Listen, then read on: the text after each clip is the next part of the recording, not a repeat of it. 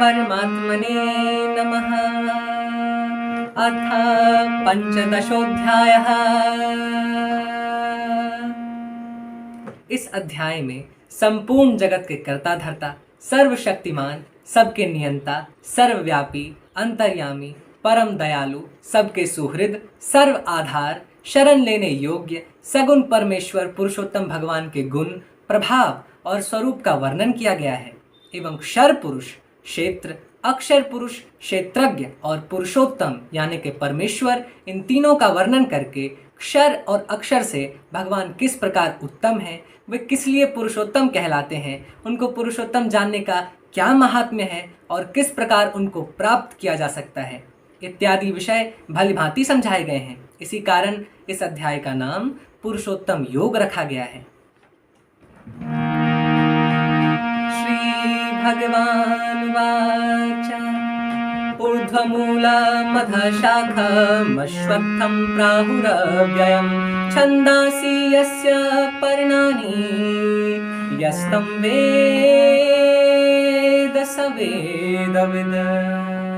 श्री भगवान बोले, आदि पुरुष परमेश्वर रूप मूल वाले और ब्रह्मा रूप मुख्य शाखा वाले जिस संसार रूप पीपल के वृक्ष को अविनाशी कहते हैं तथा वेद जिसके पत्ते कहे गए हैं, उस संसार रूप वृक्ष को जो पुरुष मूल सहित तत्व से जानता है वह वेद के तात्पर्य को जानने वाला है। श्री भगवान said, He who knows the peepal tree in the form of creation, which is said to be imperishable, with its root in the primeval being God, whose stem is represented by the Brahma, the Creator, and whose leaves are the Veds, is a knower of the intention of the Veds. अधश्चोर्ध्वं प्रसृतास्तस्य शाखा गुण प्रवृद्धा विषय प्रवालाः अधश्च मूलान्यनुसन्ततानि कर्मानुबन्धीनि मनुष्यलोके।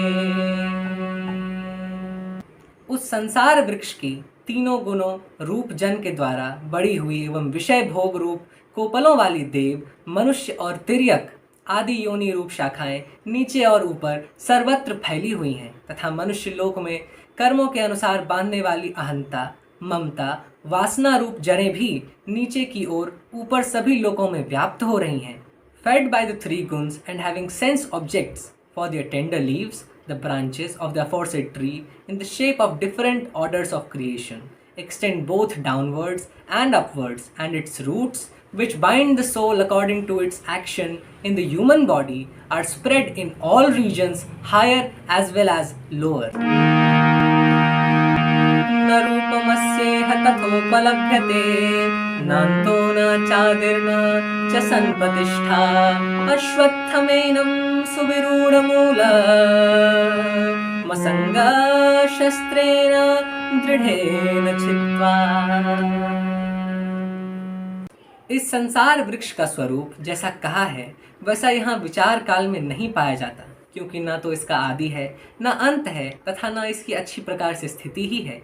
इसलिए इस अहंता, ममता और वासना रूप अति दृढ़ मूलों वाले संसार रूप पीपल के वृक्ष को दृढ़ वैराग्य रूप शस्त्र द्वारा काट कर the nature of this tree of creation does not on mature thought turn out what is it represented to be, for it has neither beginning nor end nor even stability. Therefore, felling this peepal tree, which is most firmly rooted with the formidable axe of dispassion. Tata padam tata parimargitvam yasmin gatana nivartanti bhuyah tameva chadyam purusham prapadye yatah pravritihi prasita purani। उसके पश्चात उस परम पद रूप परमेश्वर को भलीभांति खोजना चाहिए, जिसमें गए हुए पुरुष फिर लौटकर संसार में नहीं आते और जिस परमेश्वर से इस पुरातन संसार वृक्ष की प्रवृत्ति विस्तार को प्राप्त हुई है, उसी आदि पुरुष नारायण के मैं शरण हूँ। इस प्रकार दृढ़ निश्चय करके उस परमेश्वर का मनन और निध्यासन करना चाहिए। Thereafter, a man should diligently seek for the supreme state, viz. God, having attained to which they return no more to this world, and having fully resolved that stand dedicated to the primeval being God Narayan himself, from whom the flow of this beginningless creation has progressed, he should dwell and meditate to him. निर्माण मोहाजित संग दोषा अध्यात्म नित्या विनिवृत्त कामाः द्वन्द्वैरविमुक्ताः सुख दुख संज्ञैर् गच्छन्त्या मूढाः पदमव्यं ततः। जिनका मान और मोह नष्ट हो गया है, जिन्होंने आसक्ति रूप दोष को जीत लिया है, जिनकी परमात्मा के स्वरूप में नित्य स्थिति है और जिनकी कामनाएं पूर्ण रूप से नष्ट हो गई हैं, वे सुख दुख नामक द्वंद्वों से विमुक्त ज्ञानी जन उस अविनाशी परम पद को प्राप्त होते हैं। Those wise men who are free from pride and delusion, who have conquered the evil of attachment, who are in eternal union with God, whose cravings have altogether ceased, and who are completely immune from all pairs of opposites, going by the names of pleasure and pain, reach the supreme immortal state. न तद्भासयते सूर्यो न शशाङ्को न पावकः यद् गत्वा न निवर्तन्ते तद्धाम परमं मम। जिस परम पद को प्राप्त होकर मनुष्य लौटकर संसार में नहीं आते, उस स्वयं प्रकाश परम पद को न सूर्य प्रकाशित कर सकता है, न चंद्रमा और न अग्नि ही। वह मेरा परम धाम है। Neither the sun nor the moon nor even fire can illumine that supreme self-effulgent state, attaining to which they never return to this world. That is my supreme abode. ममवांशो जीवलोके जीवभूतः सनातनः मनः षष्ठानीन्द्रियाणि प्रकृतिस्थानि कर्षति। इस देह में यह सनातन जीवात्मा मेरा ही अंश है और वही इन प्रकृति में स्थित मन और पांचों इंद्रियों को आकर्षण करता है। The eternal Jivatma in this body is a particle of my own being, and it is that alone which draws round itself the mind and the five senses which rest in Prakriti.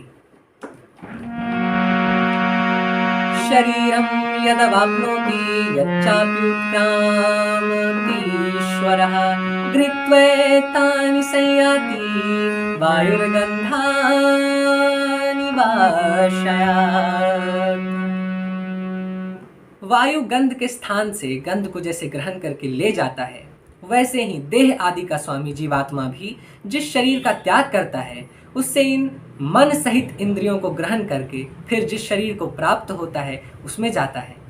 Even as the wind wafts scents from their seats, so too the Jivatma, which is the controller of the body, etc., taking the mind and the senses from the body, which it leaves behind, forthwith migrates to the body which it acquires.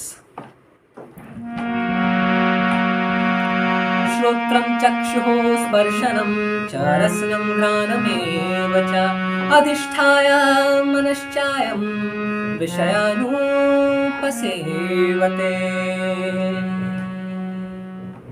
यह जीवात्मा श्रोत्र चक्षु और त्वचा को तथा रसना घ्राण और मन को आश्रय करके अर्थात इन सब के सहारे से ही विषयों का सेवन करता है। It is while dwelling in the sense of hearing, sight, touch, taste and smell as well as in the mind, Jivatma enjoys the object of senses. उत्क्रामन्तं स्थितिं वापि भुञ्जानं वा गुणान्वितं विमूढानुपश्यन्ति पश्यन्ति ज्ञानचक्षुषः। शरीर को छोड़कर जाते हुए को अथवा शरीर में स्थित हुए को अथवा विषयों को भोगते हुए को इस प्रकार तीनों गुणों से युक्त हुए को भी अज्ञानी जन नहीं जानते। केवल ज्ञान रूप नेत्रों वाले विवेकशील ज्ञानी ही तत्व से जानते हैं। The ignorant know not the soul departing from or dwelling in the body or enjoying the object of senses, that is even when it is connected with the three guns. Only those endowed with the eye of wisdom are able to realize it. यतन्तो योगिनश्चैनं पश्यन्त्यात्मन्यवस्थितं यतन्तोऽप्यकृतात्मानो नयनं पश्यन्त्यचेतसः। यत्न करने वाले योगी जन भी अपने हृदय में स्थित इस आत्मा को तत्व से जानते हैं। किंतु जिन्होंने अपने अंतःकरण को शुद्ध नहीं किया है, ऐसे अज्ञानी जन तो यत्न करते रहने पर भी इस आत्मा को नहीं जानते. Striving योग too are able to realize this self enshrined in their heart.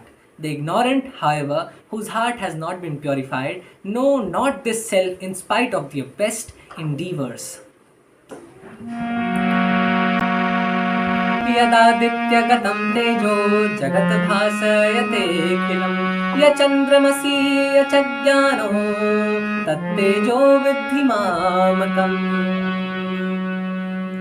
सूर्य में स्थित जो तेज संपूर्ण जगत को प्रकाशित करता है तथा जो तेज चंद्रमा में है और जो अग्नि में है, उसको तुम मेरा ही तेज मान.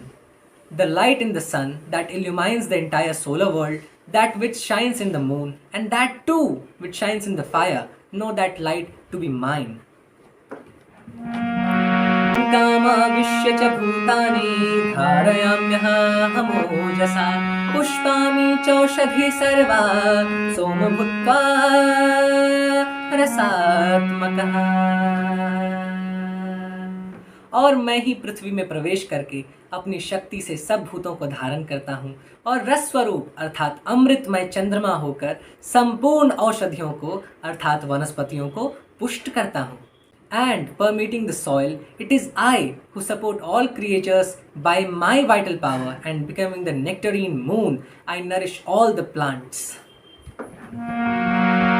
Aham vaishvanaro bhutva praninam dehamashritah pranapana samayuktah panchamyannam chaturvidham. मैं ही सब प्राणियों के शरीर में स्थित रहने वाला प्राण और अपान से संयुक्त वैश्वानर अग्नि रूप होकर 4 प्रकार के अन्न को पचाता हूँ. Taking the form of fire lodged in the body of all creatures and united with the pran ingoing and apan outgoing breaths, it is I who consume the 4 kinds of food. सर्वस्य चाहं हृदि सन्निविष्टमत्तः स्मृतिर्ज्ञानमपोहनं च वेदैश्च सर्वैरहमेव विद्यो वेदान्त कृत्वेद विदेव चाहम्.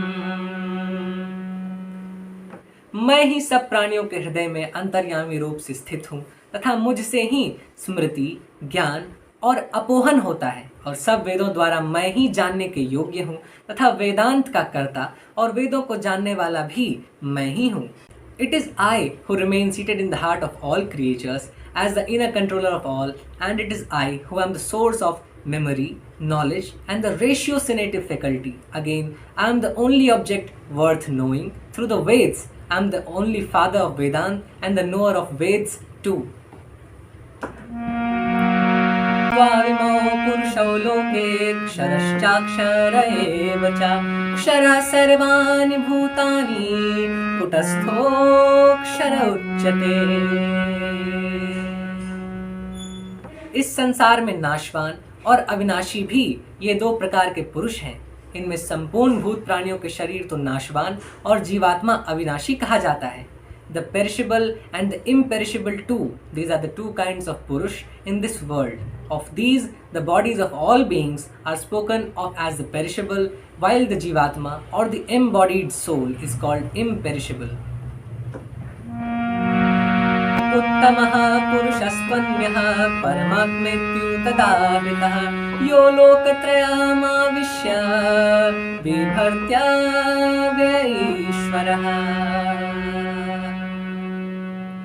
इन दोनों से उत्तम पुरुष तो अन्य ही है जो तीनों लोकों में प्रवेश करके सबका धारण पोषण करता है एवं अविनाशी परमेश्वर और परमात्मा इस प्रकार कहा गया है. The supreme person is yet other than these who, having entered all the 3 worlds, upholds and maintains all, had spoken of as the imperishable Lord and the Supreme Spirit. यस्मात् क्षरमतीतोऽहं क्षरादपि चोत्तमः अतोऽस्मि लोके वेदे च प्रथितः पुरुषोत्तमः. क्योंकि मैं नाशवान जड़ वर्ग क्षेत्र से तो सर्वथा अतीत हूँ और अविनाशी जीवात्मा से भी उत्तम हूँ, इसलिए लोक में और वेद में भी पुरुषोत्तम नाम से प्रसिद्ध हूँ. Since I am wholly beyond the perishable world of matter or kshetra and superior even to the imperishable, soul. Hence, I am the known as the Purushottam in the world as well as in the Veds. यो मामेव सम्मूढो जानाति पुरुषोत्तम स सर्वविद भजति मां सर्वभावेन भारत।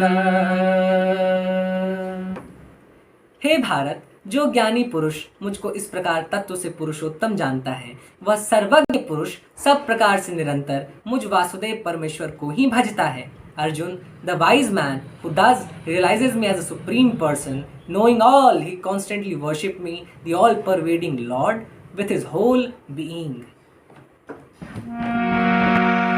इति गुह्यतमं शास्त्रमिदमुक्तं मया नघ एतद् बुद्ध्वा बुद्धिमानः स्यात् कृतकृत्यश्च भारत।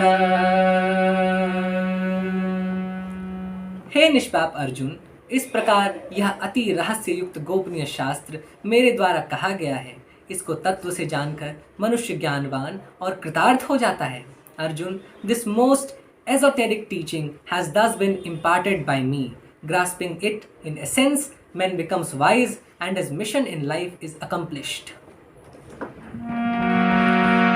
इति श्रीमद्भगवद्गीता पंचदशोऽध्यायः सम्पूर्णम्।